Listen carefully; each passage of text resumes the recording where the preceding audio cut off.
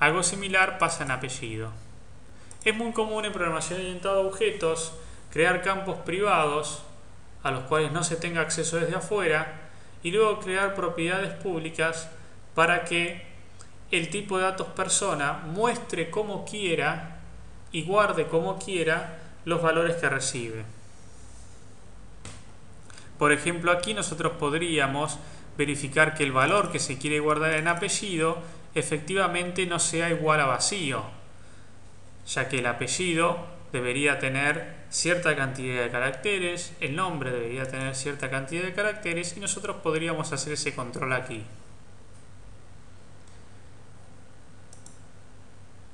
Tenemos ya creado nuestro tipo de datos persona, de la cual vamos a crear un nombre y un apellido. Lo que vamos a hacer ahora es ver cómo utilizar este tipo de datos que acabamos de crear.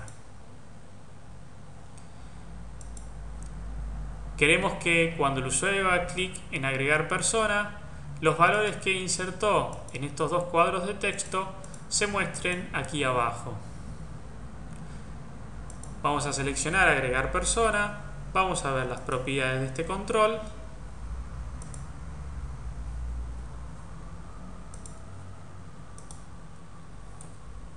Luego vamos a ir a la lista de eventos y vamos a hacer un doble clic en el evento clic para que se genere el controlador de eventos btn agregar persona, y aquí escribiremos el código que queremos que se ejecute cuando el usuario haga clic en este control.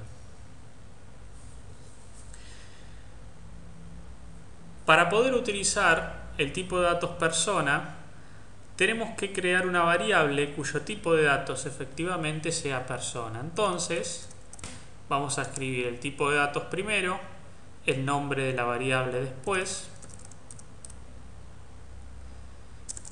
y como es necesario inicializar o crear en la memoria una instancia, o sea, un objeto del tipo de datos persona, vamos a tener que utilizar el operador new.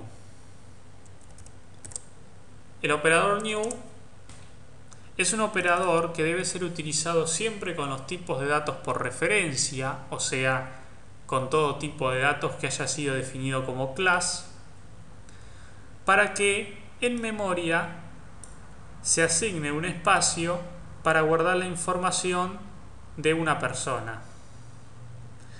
La variable persona 1 va a apuntar a la posición de memoria donde se está guardando la información de esa persona. Una vez que ya está creado el tipo de datos persona, al cual hacemos referencia a través de persona 1, una vez que ya existe la instancia en memoria, o sea, una vez que existe el objeto, nosotros podemos utilizar sus propiedades.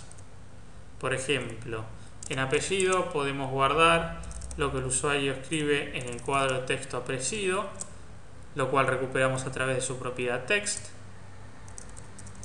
Y en el campo nombre guardamos lo que el usuario escribió en el cuadro de texto nombre. Más adelante queremos mostrar en el cuadro de texto txt personas, en la propiedad text, o sea, queremos que se dibuje en pantalla el valor de el apellido y el nombre separados por una coma.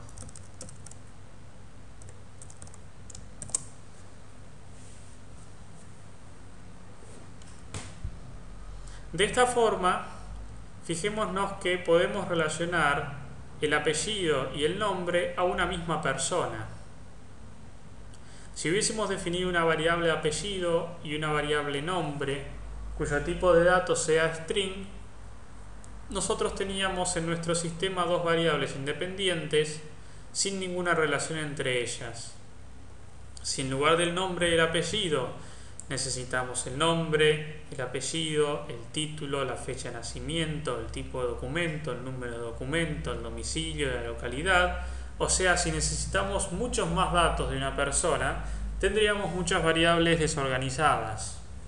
Al definir un tipo de datos compuesto que contenga toda esa información dentro de sí mismo, nosotros vamos a poder hacer sistemas que son más fáciles de mantener. En este ejemplo entonces vemos cómo implementar un tipo de datos por referencia luego de haberlo creado.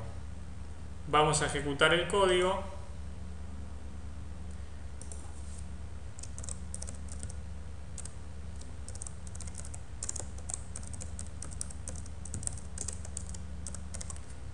Vamos a hacer clic en el botón agregar persona y vemos que efectivamente sumó o concatenó el apellido, la coma, un espacio y el nombre.